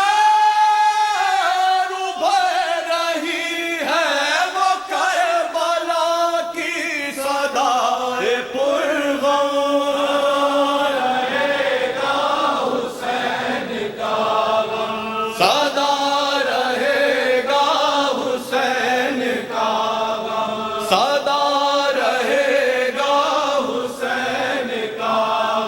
اٹھے جو ظلم و ستم کے جھونکے، اٹھے جو ظلم و ستم کے جھونکے، سوال یہ تھا کہ کون روکے، سوال یہ تھا کہ کون روکے،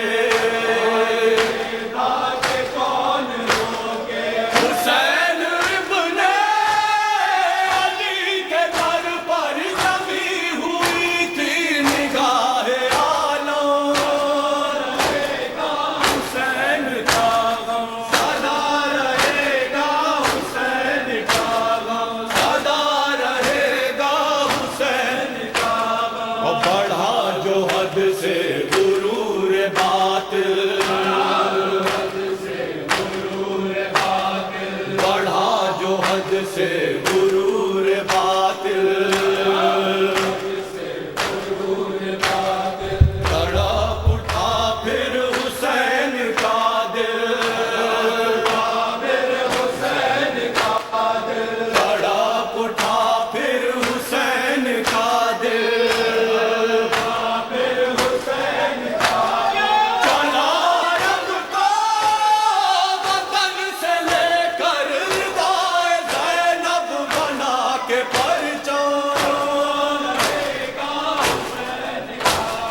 سدا رہے گا حسین کا غم، سدا رہے گا حسین کا غم۔ اصول فکر و عمل کو موڑا، اصول فکر و عمل کو موڑا، یزیدیت کے فسوں کو توڑا، یزیدیت کے فسوں کو توڑا، ہر ایک دیوار ظلم ڈھا کر بنا گیا دین کا قصر محکم، حسین کا غم سدا رہے گا، حسین کا غم سدا رہے گا، حسین کا غم۔ یہ جفاؤں کا دل ہلا کے اٹھا،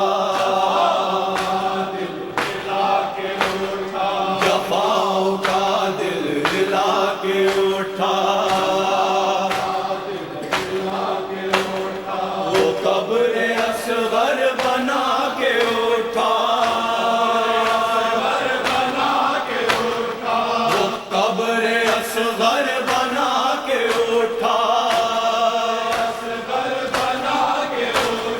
جوان کی میت مسکرا کر بدل گیا فکر نسل آدم، حسین کا غم سدا رہے گا، حسین کا غم سدا رہے گا، حسین کا غم۔ سنبھل کے ٹوکے ہمیں زمانہ، سنبھل کے ٹوکے ہمیں زمانہ، گزر گیا دور تازیانہ، گزر گیا دور تازیانہ، بغور سن لے جہان والے، اب اس علم کے پاس وہاں رہے گا، حسین کا غم سدا رہے گا، حسین کا غم سدا رہے گا، حسین کا غم۔ نہ روک سکی ہے نہ روک سکے گی، نہ روک سکی ہے نہ روک سکے گی، صدائے مظلوم کیا رکے گی، صدائے مظلوم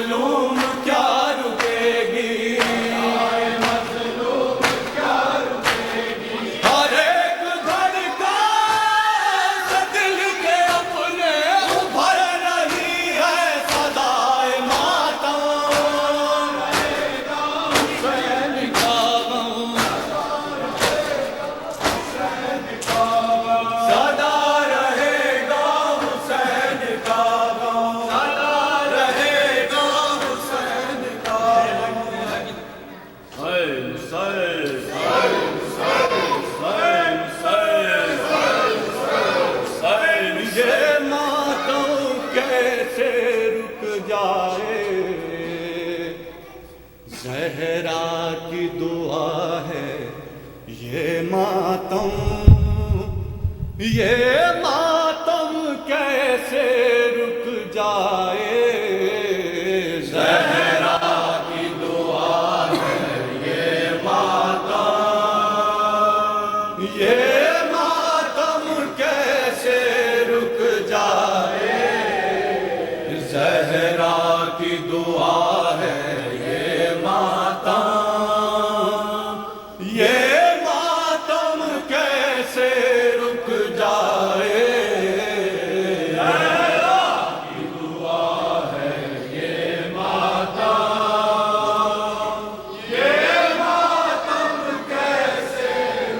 جائے کونین کی ہر دولت دے کر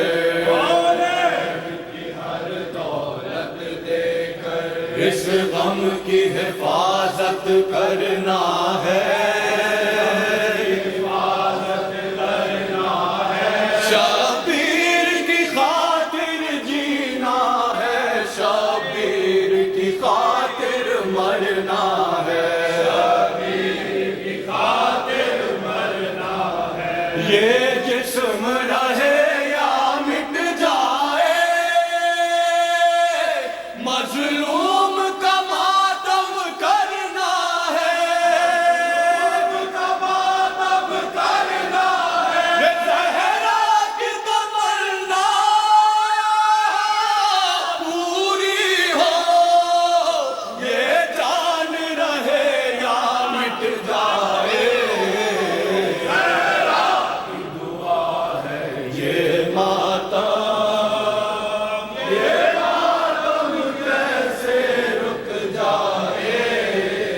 اس پرچم کی عظمت کے لیے عباس نے بازو دے ڈالے اس پرچم کی عزت کے لیے غازی نے سہے دل پر بھالے اس پرچم کے مشکیزہ سے لپٹے ہیں سکینہ کے نالے عباس علی کا پرچم ہے یہ پرچم کیسے رک جائے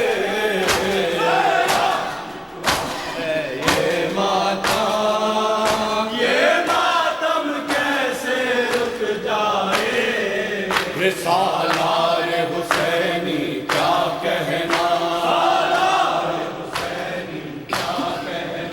معراج وفا سرتاج وفا ہر موج تڑپتی ہے اب تک ساحل سے جو تو پلٹا پیاسا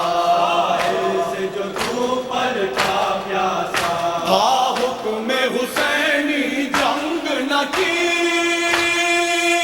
ہر وار سہا ہر ظلم سہا دیکھا ہوش میں جب تک فکر یتیم پیاسی نہ سکینہ رہ جائے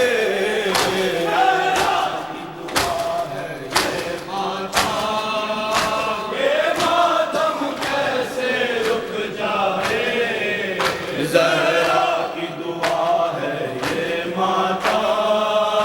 یہ ماتم کیسے رک جائے وہ وقت ہے اب تک آنکھوں میں تھا خون میں گلتا ابن علی اور گونج رہی تھی مقتل میں فریاد فغائق دکھیا کی سینے سے بہے خون کی دھارے اور ہاتھ نہ رکنے پائے کبھی